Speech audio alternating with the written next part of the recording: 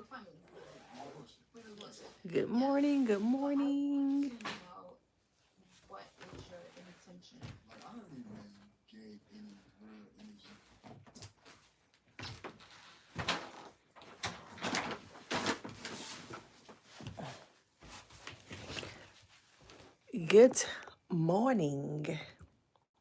All Zach could think is, a serif would make this even better.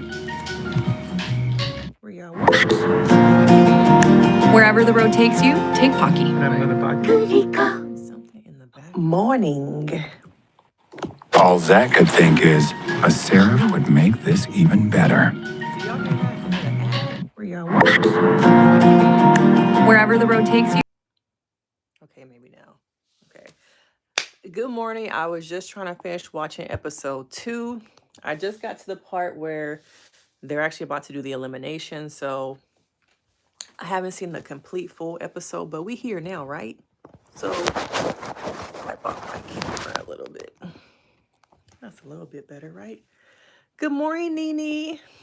How are you doing? Where else are y'all watching from? I wanted to get on here and talk about episode 2, even though I probably should try and finish watching it maybe while I'm talking to y'all. But we can talk about some of episode 1 a little bit, going more into episode 2 where we are. But get in here. Good morning. Some of y'all it's afternoon. But where are you watching from? Let me know. Say hi in the chat. But if you are new here, I'm Denise Brady. I'm a licensed marriage and family therapist. And I love reality TV, relationship shows. So I just talk about all things and I blend them together. Now, okay, I want you guys to engage. I'm all about building a community here. I take time out of my day to make these videos. I'm actually going to be on set today, but I wanted to just get on here and chat with y'all for a little bit before I actually head out to Burbank. So yeah, don't be shy. Like, just say hi, like the video. Y'all gonna get some time for me today because I actually have nothing on my schedule because I thought I was actually gonna be on set early this morning. So I don't have no clients. I don't have nothing today. So we got some time to talk about some things. So let me know where should we start? Okay. Now, let's start at episode 1. Okay. One of the pivotal moments for me in episode 1 was the whole discussion around LisaRaye's daughter deciding to terminate a pregnancy. That's when I really want to talk about the vulnerability of Black men coming on this platform and being vulnerable, showing your hurt, showing your pain, and how is society really receptive of Black men holding space for themselves, or are they just seen as providers? That is something that I think we have to talk more about because I think a lot of Black men are suffering in silence. They don't have space.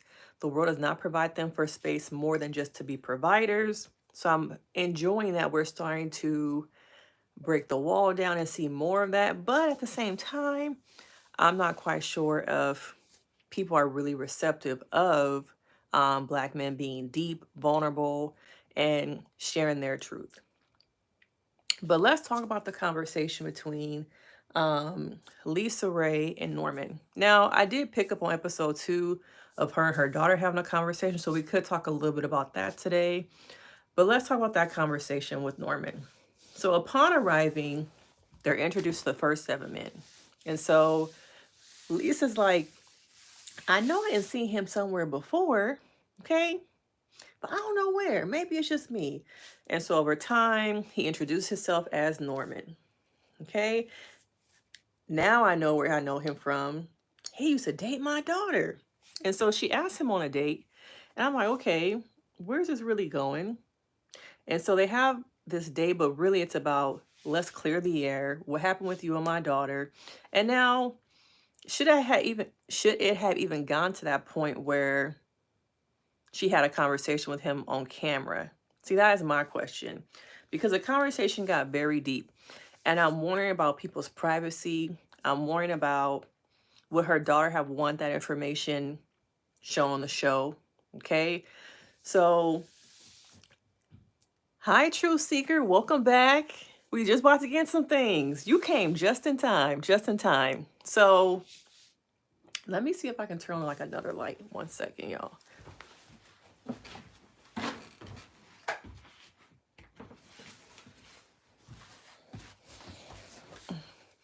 Okay, I think that's a lot better.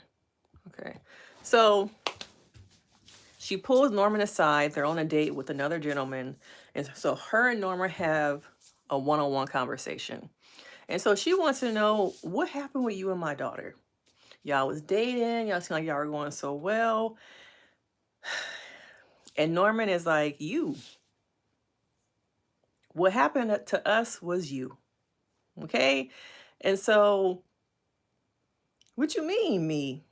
Well, me and your daughter were dating, and your daughter became pregnant. And before I could really even have a say in things, your daughter decided she wants to end the pregnancy because of you. Because she did not want to disappoint you. And she was trying so hard to live up to your standards. She knew if you found out she was pregnant, she kept the pregnancy, it would hurt your view of her. Okay? It was a very deep conversation. I wish we had seen more of that. Norman was in my comments. Okay, so I might reach out to him to try and do an interview to see from his perspective. And I want to have more conversation about Black men being vulnerable. And I want to learn more about his experience. 'Cause we hear so much about women deciding to terminate a pregnancy, women with pregnancy loss and miscarriages. But what about the male perspective? The other person that is willingly attached to that relationship, that pregnancy, what about their perspective? So, this might just turn into a little bit of a podcast thing that we got going on here, because I've had a couple people from some of these shows reach out to me. So should I start trying to do interviews? A little exclusive? Okay, let me know your thoughts. But yes, truth. It was a deep conversation. You think it was inappropriate? I don't know if I want that information public. I just don't know. On a huge platform, makes me think they have caught the daughter behind the scenes. See, I thought about that, but then we're going to get to episode 2 of the conversation with the daughter. So in this conversation, Norman begins to cry and talk about how he really wanted the pregnancy. He wanted the child. And Lisa's daughter was not ready. And so you can tell, even though we find out later in episode 2, they dated like 10, 12 years ago. I think that man still was holding on to a lot of hurt from not being able to see that child come to life, okay, and be on this earth. You saw the emotions, you saw him crying, and I was like, wow, we really don't get that male perspective, okay? Make sure y'all are liking this video so we can get some more people in here. But yeah, we don't hear the male perspective of pregnancy loss, miscarriages, the termination of pregnancy. I don't know if I agree with you. I don't know if I want that information about me on TV. So Lisa was taken aback. She never knew about this. It tells me a lot about where their relationship was, her and her daughter. They didn't have that close of a relationship where the daughter felt like, I can come to you and tell you, hey mom, I'm pregnant and I'm trying to figure out what to do. And it also makes me wonder about the level back then of how they had deep conversations. Are what can she come to her mother about? What can she not come to her mother about? And so she terminated the pregnancy, and he couldn't get past that. And it ultimately ruined their relationship. And throughout this, part, I was like, this is a very deep conversation that we don't openly have in the Black community about terminating pregnancies. There's a lot of stigma, a lot of judgment. So I really love this scene. I was hoping we would get more. And Lisa's reaction was just very taken aback. She never knew this happened. And it makes me wonder about her. I talked about this in my original video, her relationship with women. Because I know she has not had the best relationship with the brat. Sounds like she hasn't had the best relationship with her daughter, even though it seems like they're in a better place. But the mother-daughter relationships that in the Black community we don't talk about.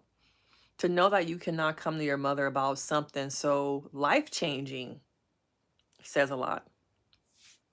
But what are you guys' thoughts on this whole scene? Um, so then after that, they go back and we eventually get to Norman being one of the guys who is at the bottom three. They have this little fake dinner, okay, with Holly and her husband, Holly Robinson Pete, who, girl, you are aging like fine wine, okay? She looks amazing. Tell me your secrets. So they get to this dinner and they have these three guys. Now, spoiler alert. Okay, I'm warning y'all. Norman is eliminated. So I was quite surprised because out of the three guys, I thought there was another guy there that, out of all the three guys, I thought Norman would get a second chance. That even though he didn't connect with Lisa, I just thought that maybe he would connect with someone else. And I'm curious about behind the scenes. Was it that it was a perception, oh, you came here to try and get with your ex's mama, that maybe he became, oh, we're not touching him. Delicious and came a show, we're like, okay, we're not touching that. And it kind of gave him this scarlet letter and eventually got him eliminated. And so I wish he had had more of an opportunity. I feel like Norman would have been a great person to look at, who's healing, who's vulnerable, who is open. I thank you, Nene. He deserved a chance. Okay. Even though we're gonna talk about K Michelle, okay? I don't think that out of the two women there, I don't think at times I don't see Delicious having the emotional capacity to hold space for a man like Norman. So I don't think that would have worked. And then K Michelle seemed like she in her milk and my coffee era. Okay. She seemed like she didn't date black men. And now she wants something different. A little lighter, a little silkier. Okay. So when you think about the three women left, I wish he had gotten a second chance, but out of the three ladies left, two ladies left, I don't think it was somebody there for him. But he's a great guy, at least from what I saw. He seems like a great guy. I used to watch Ayanla. I don't know if I remember the episode of her and her daughter. You know what? Maybe I need to go back and do some recaps on them episodes. Try and figure out where they are so maybe I can do like some live reactions. I really used to watch her show. I really did enjoy it. Not on my watch. We gonna call a thing a thing. But yeah, I used to watch her show. Okay, naturally. Look at you popping into the chat. Okay, sis. Yes, I used to watch her all the time. I think I first got into psychology when she had that show back in the day with that white lady on NBC. I think Tawanda was actually on it. It was it the early 2000s? That's probably when I really started to get more into psychology. To be honest, was watching that show about women trying to change their lives. Let me know if y'all remember what it was called because I can't remember, but I used to love that show. But yeah, I used to watch all of, Iyanla's stuff. I have her books. To be honest with y'all, one of her books I got tattooed on me. Okay. So yeah, I used to watch a lot of her stuff. I might try and figure out a way to do like some, nostalgia things over here. So naturally you said you like how the vulnerability moment, yeah. You think he screams opportunist?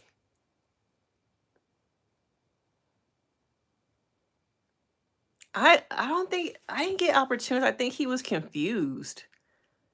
Like I go both sides, okay? There's a part of me that's like, um, did they really know who was gonna be on this show before walking down them stairs? I feel like in some ways when I don't know, you sign contracts, there has to be some information about the ladies who are gonna be on this show. So in that aspect, I see opportunist. I didn't get that. But in some ways, you had to know who was going to be on this show. And maybe the other two women, you thought you had a chance, maybe with K. Michelle, maybe with Delicious, but opportunist, I'm not getting opportunist. Yeah, Tawana was on there. Yeah, I might have to do some old school stuff. The holiday season is coming up, so a lot of these shows are going to be on hiatus. So I'm trying to figure out, someone actually asked me to do some reaction videos of Flavor of Love, which was also my show back in the day.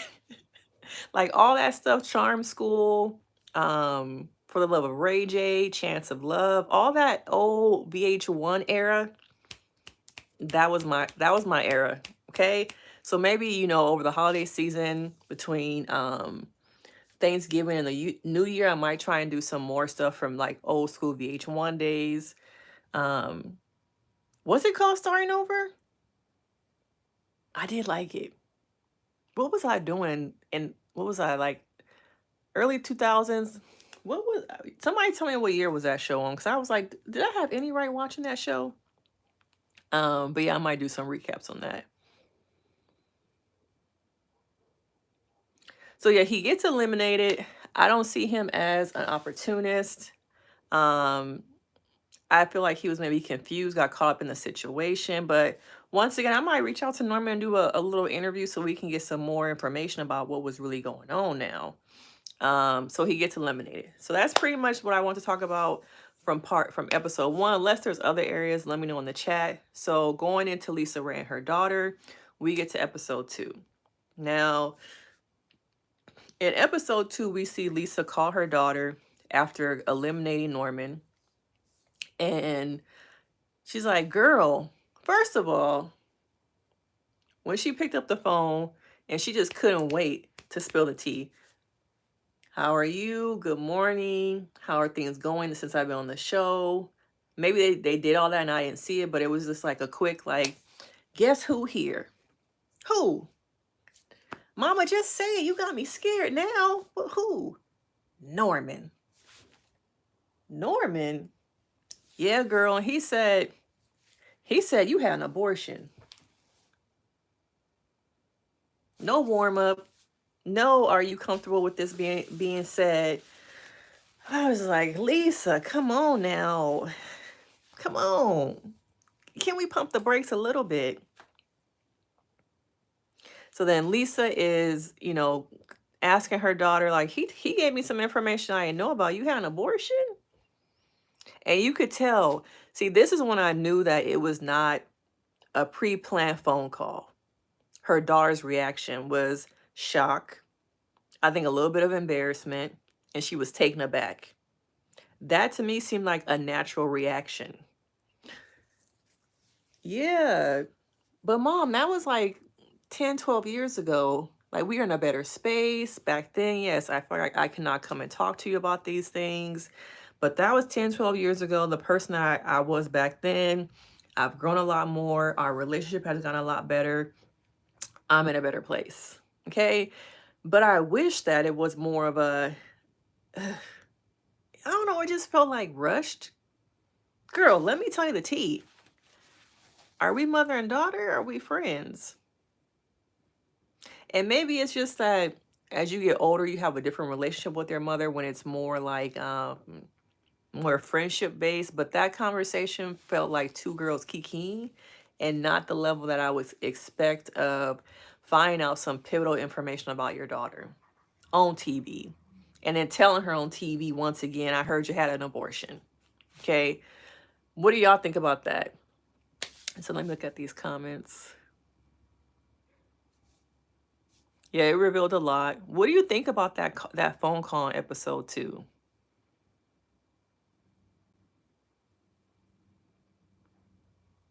A rewatch of Flavor of Love from the beginning. At the beginning of the year will be problematic. Why? Why at the beginning of the year? Everything is going to be on hiatus. You got your fall shows that are starting. this week and the next probably 2 weeks. And then you're gonna get those shows probably until Thanksgiving. And then will they well these new shows will probably go on hiatus until probably mid-January. Sometimes they do it until February hiatus, but maybe they'll just do like a January one. So yeah, I'm like, okay, Flavor of Love, maybe some Ayanla. Um, I also have been thinking about doing some early 2000 movies from a therapist perspective. Like I already rewatched Baby Boy, and so I want to do Baby Boy from like an existential therapist perspective. I have my notes and everything. I just have not recorded it. But yeah, just looking at Baby Boy from a perspective of a young man trying to find himself and navigate in a world where he's his mama's baby, but now he's a grown man. So I thought about that, doing like some early 2000 movies from a therapist perspective. So I have a couple ideas. I might put a poll up, but let me know which one. What do y'all think? Should we do Flavor of Love? Y'all in the chat, y'all the loyal ones. Okay, so let me know which one should we do. So Nina, you said Lisa did say if she would have told her, she would have told her to terminate the pregnancy, which said a lot, yeah. So 10, 12 years ago, I remember her daughter was pregnant, and I feel like when she was pregnant with her daughter, I thought she hid it back then. Correct me if I'm wrong, but I thought Lisa was about purity, wearing all white, present a certain way. And I remember when her daughter first got pregnant, I thought it was a secret back then. I could be wrong, but I remember I thought it was like a secret back then too. But yeah, the phone call was a mess. It could have been editing that made it look like a short phone call, of course. They're not going to show us the whole thing. They just want us to get to the juicy parts. Okay. But yeah, I think it shows about a lot about mother-daughter relationships. Now, let's move on over and talk about Delicious. Now, I'm not gonna call her London. I know her as Delicious with that clock around her neck. And that's what we're gonna go with. I feel like she is a chameleon and she is cosplaying London, trying to rebrand herself, which I don't know why. Yeah, Lisa is obsessed with her image and she's judgmental. See, Lisa is problematic. Look at the ecosystem of women around her life. Now, I didn't really watch Cocktails and Queens. I'm not on that auntie mess. I was more of a TGIF girly. So I didn't watch too much of Cocktails and Queens, but I wonder about what were her relationships like with the women on there also. Is her name Chandra? Oh, wow. I didn't know that. Yeah, see, I was gonna do the Baby Boy breakdown in September, but then I got caught up in all the Braxton stuff. But yeah, I rewatched it and I took notes on it as a therapist about the arc I want to talk about and build upon with him, with his relationship with his mom, um, his friendships. So I might actually record it and put it up and see like what the feedback is that I get on it. I don't know when though, but yeah, I think that's what I really want to do. See, the thing with my channel is I want to do stuff that you guys are interested in, but I have to make sure it's stuff that I'm interested in watching and doing also. I'm not just a person who's going to watch and recap stuff just for an audience. I got to be interested in it. And I'm sure y'all can tell the difference between me when I'm really interested and if I'm just recording it just to record. Okay? Right now, this is a hobby for me, even though we taking it to the next level, y'all. It's a hobby for me right now, but I think that's what makes it very fun. It doesn't feel like work. I'm just being myself, talking about things that I really like to talk about. So yeah, I'm really interested in doing like some early 2000s nostalgic stuff. There's even a couple of 90s movies I've never seen before. Now, y'all gonna get this because y'all on the live, all right? But I have never seen Boys in the Hood. I've never seen Boomerang.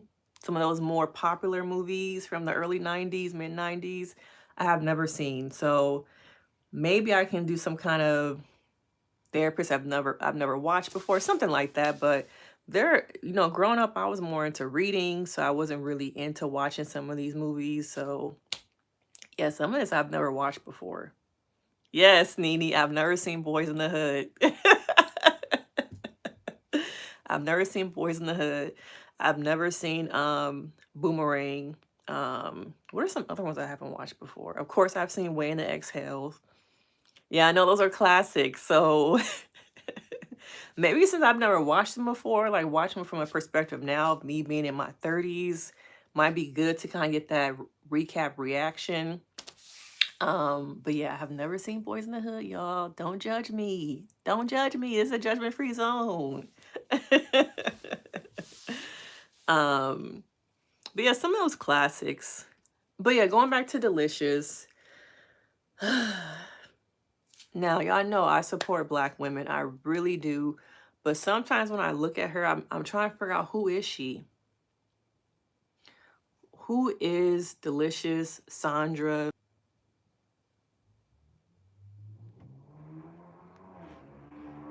Can y'all still hear and see me?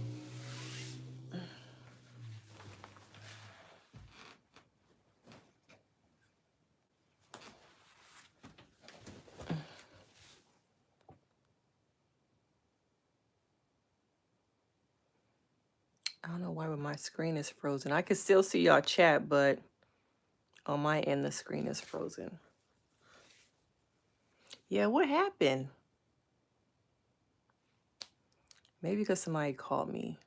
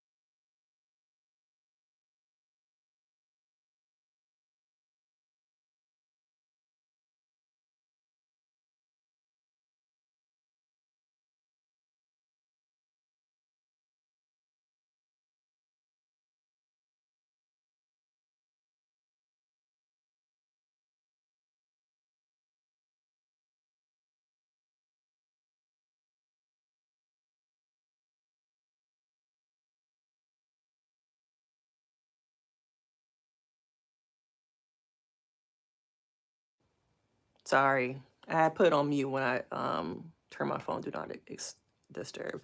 But no, I have not seen Paid in Full. I have not seen Belly. I'm sorry, y'all. I have not watched the movies. Juice. I have not seen those movies. So maybe it's an opportunity to watch them and discuss them from a therapist perspective, but no, I have not seen them. I'm starting to feel a little bit you guys can't see me?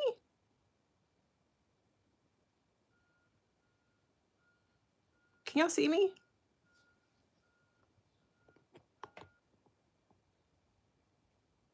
Let me know if y'all can see. Okay, you can hear me. I had put on mute when I had silenced my do not disturb. Okay. Now with y'all threatening to take my black card, I'm not liking that. Okay? I'm not liking that. Just because I haven't seen the movies. I just haven't. I haven't. Yes, I have seen The Color Purple. Dang. Is it that bad? Y'all trying to go through all the Black movies? Way in the Exhale. I've seen it, okay. The Color Purple, yes.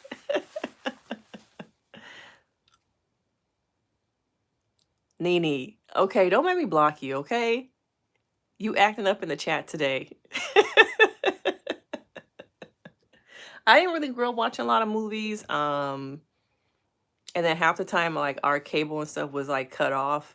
You know, my mom struggled to raise us, so there were just times where we didn't have TV on, because my mom couldn't pay the bill, or I didn't really grow up watching a lot of TV because sometimes we didn't even have TV, to be honest. So Yeah, some of the stuff I have not watched because I just wasn't. I have access to a lot of it, so that now maybe it's an opportunity for me to watch some of this stuff older, recap it. But yeah, I was more outside playing. It wasn't until I probably got into my teenage years that are no, probably when I went to college is when I really got into like Flavor of Love, um, that Ayanla show in the early 2000s. Cause I feel like that show probably came out, it has to be like 2000, maybe like 8, 6 when I was in college. And that's when I probably got really into reality TV. Cause yeah, growing up, we were just always outside. I just didn't have a lot of TV. And then I think we had like one TV that me and my brother had to watch the same thing. So my mom was not about to have us not have us watching like Boys in the Hood in the room as like, young kids. So yeah. But going back to Delicious, I just don't know about her. I just see somebody who's lost, who's used to being something other people want her to be or need her to be. Um, when I look at her body too, I can just see that she's had a lot of work done. She's been on the table multiple times. And I feel like it's almost at a point where she's had so much work done that it don't look good. It don't look good. And I'm not saying that to judge her, just from an outside perspective of her body is just like, it doesn't look great. And I think she's used to having her body get her places. On episode 2, I need to see her clap her cheeks. I need to see that. Okay. And K Michelle was right. Girl, do your back hurt? See, as much as K Michelle is she has good relationship with some of these women, she's very different than them. I got that more from episode 2, watching the way she's dating, the type of men she's looking for. I feel like she is kind of maybe dating them with intention. Let me know, I could be wrong, but she does not seem similar to other ladies. So yeah, Delicious. I don't know. And then is it makeup or is she bleaching her skin? Yeah, just you ever look at somebody and they've had their face like pulled back like so much that all that is there to me is like very much like bone structure because they've just done so much like pulling, nipping, shots that the skin is just so like thin. And it's just like, girl, like naturally you are beautiful. You don't need all of that plastic surgery stuff. But it doesn't look good. And she gets upset when the men are like, oh, you just want to sleep with me. What are you putting out there of substance? I see a lot of you wearing these like really tight clothes to show off your body. Maybe it's also that she has gotten used to having her body be forward and her personality be in the back. But yeah, you're putting it out there. You're right, and you putting it out there like that's what y'all first see. Y'all see these big old, and you see the big old, okay? And it looks like it's just skin on top of implants. Like, what happened to putting it under the muscle? Going through the armpit and putting it under the muscle. Okay? I don't know. I need people to stop with all the plastic surgery. But do I think she really gonna find love here? No, I don't think so. Um, but tell me, what do y'all think about London Delicious Sandra? What we calling her? Okay. But yeah, she's mainly putting out her body. That's what men are gonna look at. That's what you're putting out there. And I thought said she was gonna try something different in episode 2. And I thought when she said that, she meant the way she was dressing. But I didn't see that. Yeah, just as much as the men are making these like sexual innuendos, she is also.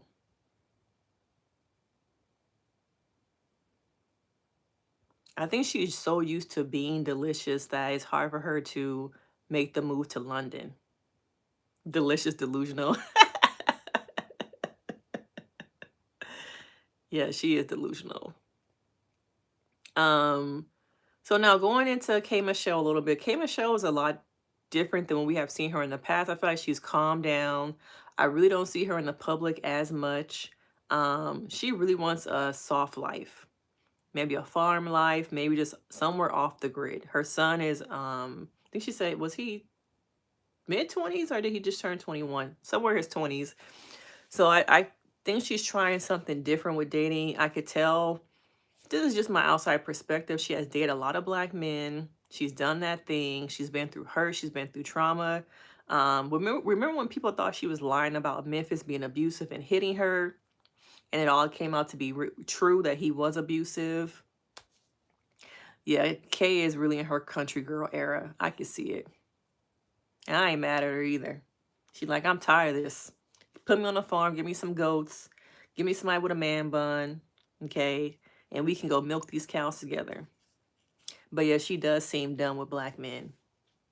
Because even the men I keep seeing her talk to are the white guys.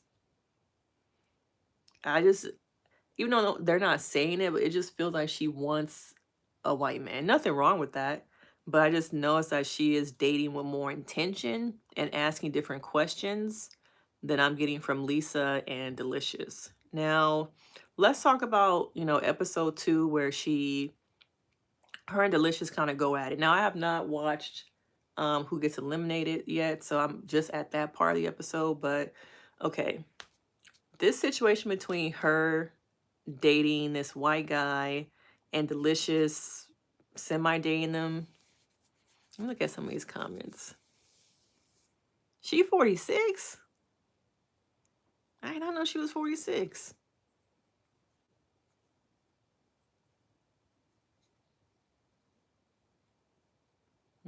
London does present cheap.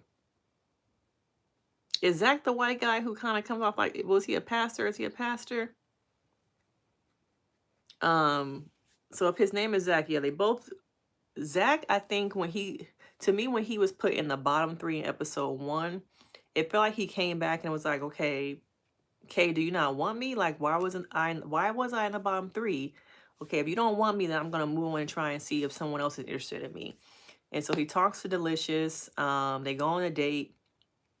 And K Michelle was like, oh, if you got eyes for somebody else, it's done for me. Done. Don't look at me. Don't talk to me. You went over there and you offered to go on a date with her. We're done. And this is what I don't understand on these reality shows. You're dating multiple people. There are 3 women. And at this point, 14 guys, 12 guys, something like that. And must I say, tell me if y'all agree with me, the guys from the first batch, the OGs, were way more attractive than these second batch men. Where y'all find them at? Okay? Some of them don't got side teeth. How much is a side tooth? Okay? Because I need Dr. Heavenly to tell me how much these teeth be costing, because one didn't have a side tooth. Now, the guy with the dreads, he's like he had an attitude.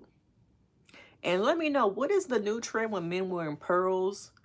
I've seen that on every reality show. The men have some like little layer of pearls around his neck. But the guy with the dreads or the locks, he had an attitude.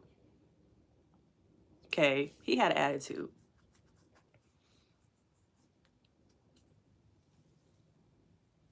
And yeah, some of these men have businesses. They're very corporate. I don't see Delicious fitting in with that lifestyle. I really don't. But yeah, so Delicious and K Michelle dating the same person. Is it really dating? Because it seemed like Delicious was just kind of, I don't know, entertaining him, having a good time. When Delicious asked him if he wants to go on a date, should Delicious should he have said no? Okay. If he had said no, I guess where would he be? Because Lisa not interested in him. So I think he was trying to figure out where does he fit in. And so you kind of see a little bit of a tiff bubbling between Kate Michelle and Delicious. And so I need Kate Michelle to work on that emotional regulation. When she starts to feel like, okay, I'm getting frustrated, talk about it, communicate it. Don't just shut down. Okay, that's something you got to work on, because in relationships, you're going to have moments that are hard, that are difficult, where you don't want to put up with the person, you don't want to talk to them no more, but you're in a relationship, so you can't just shut down like that. So that part, I was like, you got some things to work on, Michelle. You really do. Okay, but I don't know, like, why is this guy getting so much attention? I don't really see it. Okay, but let me know your thoughts. Zach is a plant, a producer plant.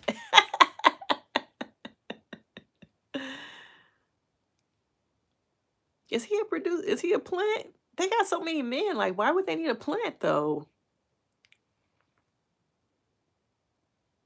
It's two white guys now.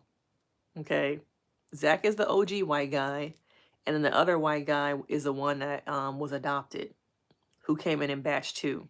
So we got OG white guy and we got new white guy.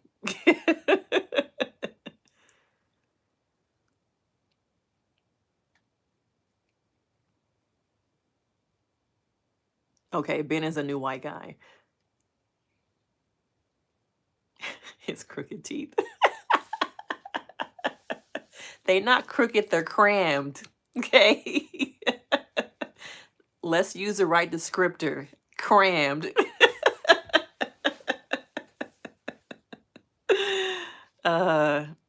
Yeah, I only got to watch I just been so busy, y'all. I'll probably catch up on more episodes. I don't even know what time I have to go on set tomorrow, so I'm gonna try and get in there and get these episodes in, but I just don't know what my time frame is gonna be with watching them. And then you got like the new Love is Blind episodes that just dropped today. So I need to watch those also and record some stuff. So between me being on set and then also trying to watch these shows, and then on Friday I have to do some actual like work. So they might be a little bit behind. But I'm trying, y'all. Nene, what episode are you on? And somebody hit me up about episode 7. I'm not even that far, but somebody on episode 7 wanted to do like a recap with me. Y'all know people have been reaching out to me to do interviews. Hey, this person's going to be on the circle. Do you want to do an interview with them? I'd say, let me watch the episodes first to see if you're worth my time, to see if I like you. Okay, before I commit to any interview, I'm not just going to do it just for the, damn, y'all on 5? I'm behind. Let me watch the episodes. Let me see how you act up, what you do before I commit to an interview. So somebody from episode 7 reached out to me, but I gotta watch the episode first to see how you acting on this episode, on this show. Somebody reached out to me about interviewing somebody from the circle before the circle even started. And then I started watching the circle and I'm like, yeah, not worth my time. Not worth my time. Y'all see my schedule was very busy. So I need to make sure I'm actually interested in sitting down with you and creating space for that. So let me watch the episodes. Let me watch the season before I commit to anything. I'm always going to keep it real. I'm not going to just record, interview just because to make some money off of it. I'm even probably going to do an interview with Marissa from Love is Blind. She was in my comments on TikTok and I was like, let me just shoot my shot. Girl, can I interview you post-season? And she said, sure, we can make that work. Yes. Yeah, come back and let me know if anybody, so the person that reached out to me, sorry of you in the chat, I'm just going to say it. So I'm guessing, y'all ahead, so it's only a spoiler for me, but Andre, one of the newer guys, does make it to further in the season. And so I think it was Andre's friend. She said she's also a therapist, and she must be on the episode. She wants to come on and do like a recap with me or a reaction. So I'm just like, let me get to the episode first to see if it's worth my time, because I am very busy. I'm not going to make room for nothing that I don't want to actually do. So let me watch the episode. But yeah, so basically it's Andre's friend. I think she said she's on episode 6 or 7. But I'm not that far yet, so I haven't gotten there. You say yes, Andre is a mess. Interview her. Well, as soon as I saw this missing, and the hair, I'm like, he ain't the one. Okay. But yeah, let me. So, Nina, you saying it's worth it? um. Yeah, I need to figure out a way that y'all can also send me questions. So when I do set up these interviews, I know what questions y'all want me to ask. Would also be good. Andre is a guy with like the mohawk. He got a side tooth missing. That's since I've only seen this the first 2 episodes, that's how I describe him. He makes a lot of sexual innuendos. But he came in while they were dancing from that group of guys. At least I think that's him. Let me know. I could be. Y'all know I'm not good with names, so I could be wrong.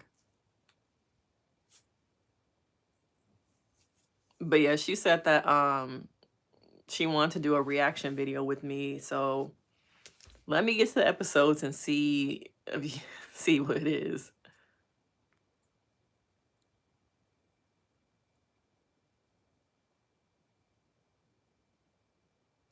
Yeah, a mohawk at 45. And then if you go have a mohawk, like put some gel in it, some cream, curl it up, do something, but it's just a raw mohawk. I was like, brother, where your friends at?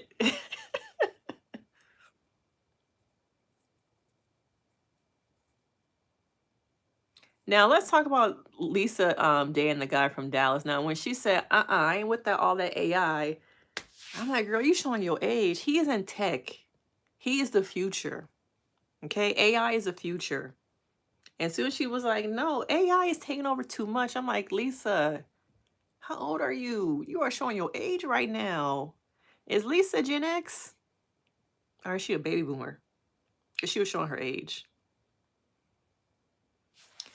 But he's in tech. He seems like he a cool dude. But it just gave off like, you remind me of my grandma or somebody saying, not AI. Baby, show me how to work this iPhone now. It's saying it need to update. How you update it? Or when they be texting with the glasses and the text be like super big. I be seeing people in line or sitting next to people when they text be like so big. I'm like, you still can't see that?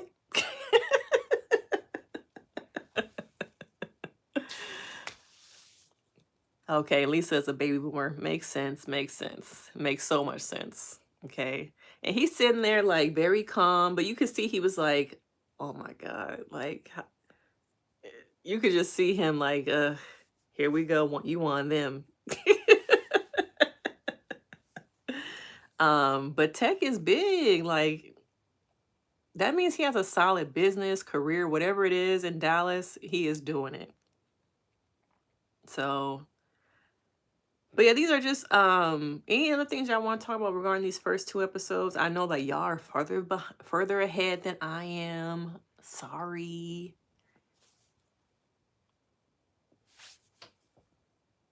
So we got 10 people in here. Y'all can say hi. Don't be shy.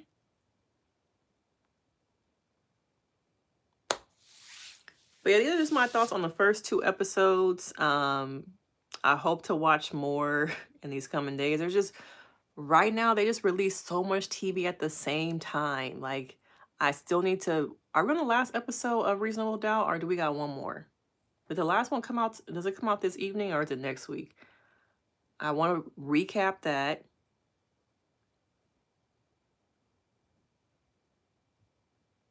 Yeah, he's smart. She probably didn't even know what he was talking about.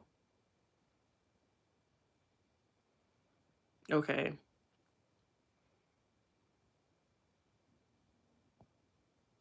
So I gotta see when I can go live again. I think once I know what my schedule is for tomorrow, we can probably go live again, but I don't really know right now what my schedule is gonna be.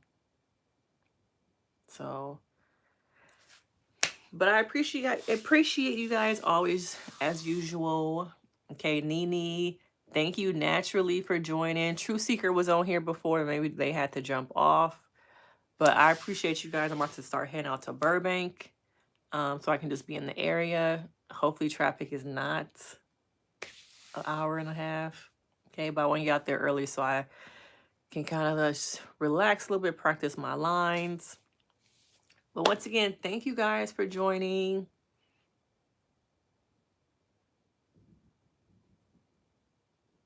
Thank you so much. Wish me luck, okay? This is my first little production deal that I got, so I have to review my lines and make sure I'm ready. So, but thank you guys. I will see you guys in the next live. I really enjoyed this. I hope you guys have a good rest of your day. And we got some exciting things happening on the channel. New things happening, maybe some interviews. I'm really looking forward to January when we're going to really pop this thing off, even take it to the next level. But thank you guys, and I hope you guys have a good rest of your day, and I will see you in the next one. Bye.